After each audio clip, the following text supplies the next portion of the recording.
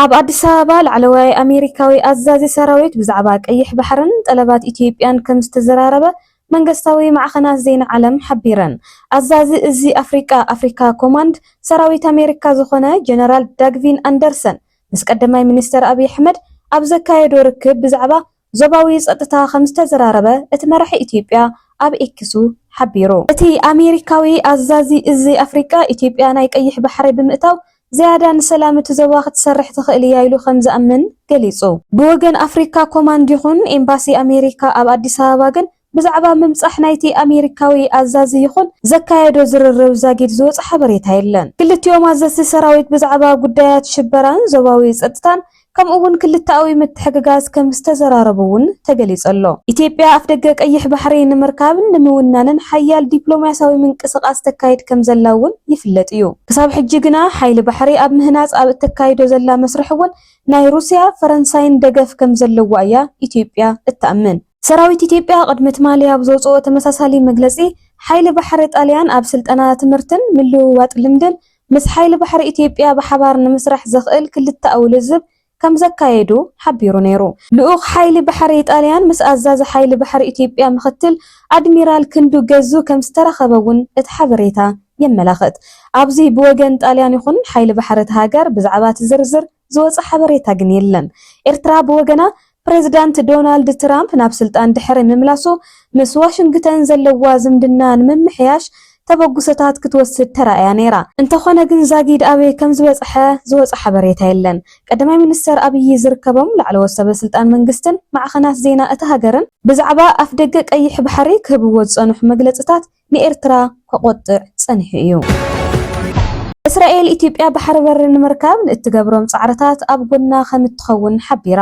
እስራኤል ንኢትዮጵያ ንኢኮኖሚኣ ሉዓላውነታን ድሕንነታን بحر بري كم زدليا كم التأمن كم قدما إسرائيل إثيوبيا بدبلوماسن بسلاماوي أجابن أب اتجبرو تعري أب قلنا دو كم اتبل أمباسادر إسرائيل أب إثيوبيا أبرام نجوس كليسوم كلتين هاجرات كل التجاز أنا حنت سنتيم مخانن زجلسو أمباسادر أبرام كلتين هاجرات نوح عمتازز أنحا تنتاون فولين دبلوماسياوي زمدنا كم زلو وندما أملكيتهم نبوزح زبن ون كلتين هاجرات التحابران يدقاقفان كم زلوون اتوان أمباسادر وسيخهم حبيرهم إسرائيل نإثيوبيا أب علم لخا مدرخ كم أون أبود بحورات هاجرات إن كي ترفا تدقف إثيوبيا ون بوجنان إسرائيل تدقف زي مدقاقف جن أب إيكونومي تعنان حرشان ون يخبلو وسيخهم كليس أمالو أبال بايتو إسرائيل زخونو دكتور تسقا فانتهون بتمساسالي إثيوبيا بسلاماون دبلوماساون منقدي بحر بري ناي مركب مسلا زتحلو إيلوم أمباسادر إثيوبيا بإسرائيل أي تتسفاي تايه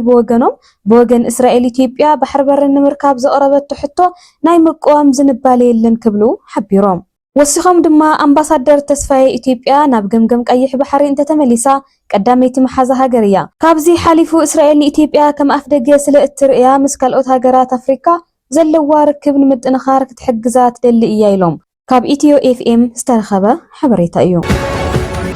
GSTS أب جزاو من محدار تجراي زجبرو زلو سرعتاوي جمجم ولا قاب مجمرتا نخلو زحقوف من محدار نمتياش حق أنيازة عرق النمسفان ناب فوسن محواين نموفار سلام نمدلدالن تمزابلتي سدتنياتات بملو التقبابرا نمملاس كمون سلوت كونتات نمفتار قال كام زاتوه الزخاخيرو نابتي بهزبي استمرص منغستي مسغغار اتحجي زلو غزيام محدار تግራይ بانصارو انفت تسليفلو ازي دما قدمي حجي زنبره غزيام محدار ناصنت برس زخلو هاوهو اب مفتار مسل متخخابن تقاومون كفوت ህዝባዊ خطعاتن وعلاتاتن ودباوي ፖለቲካ ካብ መንግስታዊ ትካላት ምፍንጫል استفلالو دمصታት ናብ ህዝባዊ መራኸቢ ብዙሃን ፍትሓዊ ተበጻሕነት ምርግጋጽ ሓይልታት ዘይውድባውነት ጸጥታ ምዕቃብ ሓዊሱ ከምኡውን ኩሉ ዝሓቆፍ ካቢኔ ሚኒስተራት ዳግማይ ምጥያሽ የድሊ ኢሎም እቲ ምምሕዳር ካብ ግዜ ናብ ግዜ ኣግላሊና ኾነ ኣብ መላእ መንግስታዊ ትካላት ፖለቲካዊ ጽሬት እናካየደ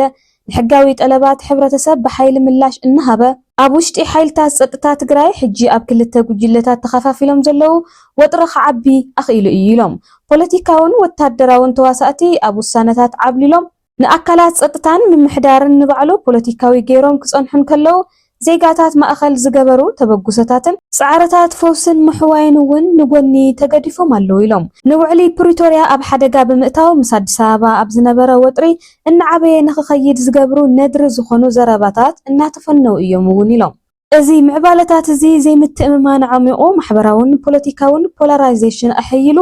ናብ ግጭት ከይምለስ ህዝቢ ዝነበሮ ስግኣት ዕብይ እዩ ክብሉ እውን ተናጊሮም ኣለው ህጡጥ መእረምታ እንተዘይተወሲዱ ትግራይ ውሽጣዊ ምብትታን ንምቕልጣፍ ሓደጋ ከም ዘጋጥማን ናብ ኩናት ንምምላስ ጭቡጥ ሓደጋ ከም ዘጋጥማን GSTS ኣብቲ ዘውፅኦ ጽሑፍ ገሊጹ ብመሰረት እዚ ድማ GSTS ህጡጥ ዳግመ ቅዋም ጊዜያዊ ምምሕዳር ንኽግበር ጸዊዑ ኣሎ እቲ ሓድሽ ጊዜያዊ ምምሕዳር ካብ ጉድለታት ናይ ዝሓለፉን ህልዋት ጊዜያዊ ምምሕዳራትን ወሳኒ መንገዲ ከም ዝረሓቐ ኣገደስቲ ህዝባዊ ኣገልግሎታት ንምቕራብ ከምኡውን ብናጻ ፍትሓዊ ጉሉጽ ምርጫታት እናቢሉ ናብ ሕጋዊ መንግስቲ ንምስግጋር ብናጻ ፍትሓውን ግልጽ ዝኾነ መረጻታትን ክመርሕ ስልጣን ክወሃቦ ይጽውዕ ነዚ ንምትግባር ድማ GSTS ንኽረአ ጭቡጥ እማመን ምቕራብ ድሉ ኮይኑ ምስ ኩሎም ዝምልከቶም ኣካላት ሰፊሕ ምምኽኻር ይጅምር ኣሎ ዋና ጸሓፊ ሕቡራት መንግስታት ዓለም አንቶኒዮ ጉተሬዝ ኣብ ሸውዓይ ዋዕላ ኣፍሪካን ኣውሮፓን ኣብ ዘስምዕዎ መደረ ኣፍሪካ ኣብ ባይቶ ውድብ ሕቡራት መንግስታት ቀዋሚ ወንበር ንኽትረክብ ጸዊዖም እቶም ዋና ጸሓፊ እዚ ስጉምቲ እዚ ዓሚቕ ታሪኻዊ ኢፍትሓውነት በደል ንምምላስ ዝሕግዝ መንገዲ ምዃኑ እውን ገሊጾም ኣለው ኣስታት 40 ሚእታዊ ካብ ውድብ ሕቡራት መንግስታት ዝውክላ ሃገራት ኣፍሪካን ኣውሮፓን ማእኸላይ ዓንዲ እቲ ሓድሽ ዓለም ናይ ሙኻን ዓቕሚ ከም ዘለዎን እቶም ዋና ጸሓፊ ኣስሚሮምሉ ብተወሳኺ ምምሕያሽ ፋይናንሳዊ ስርዓት ለውጢ ኩነታት ኣየር ከምኡውን ጉዳያት ሰላም ክልቲአን ኣህጉራት ብሓባር